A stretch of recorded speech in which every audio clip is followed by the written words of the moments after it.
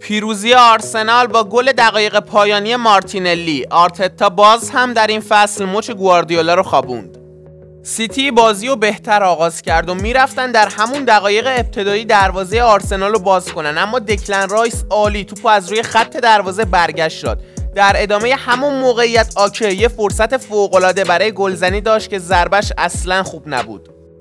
در ادامه آلوارز میرفت روی اشتباه عجیب رایا دروازه آرسنال رو باز کنه که هم آلوارز هم سیتی بدشانس بودن.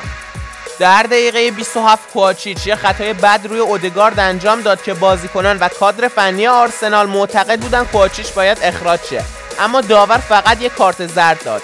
در ادامه دو تیم دیگه اونچنان موقعیت جدی در نیمه اول نداشتن تا نیمه اول با تساوی بدون گل به پایان برسه.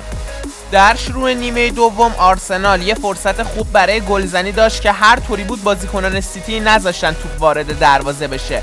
در ادامه شوت اودگارد هم اصلا جالب نبود و از بالای دروازه به بیرون رفت.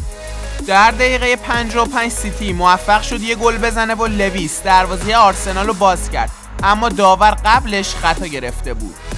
در ادامه بازی بیشتر در میانه های میدان دنبال میشد و متعادل بود تا اینکه در دقیقه 86 مارتینلی با یه بغل پا دروازه سیتی رو باز کرد تا امارات منفجر بشه.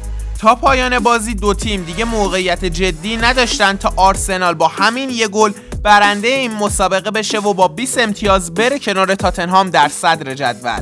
رفقا به نظر شما این افتی که سیتی در این فصل داشته به خاطر چیه؟ اونها سوپرجامو از دست دادن و در لیگ هم سوم جدولن.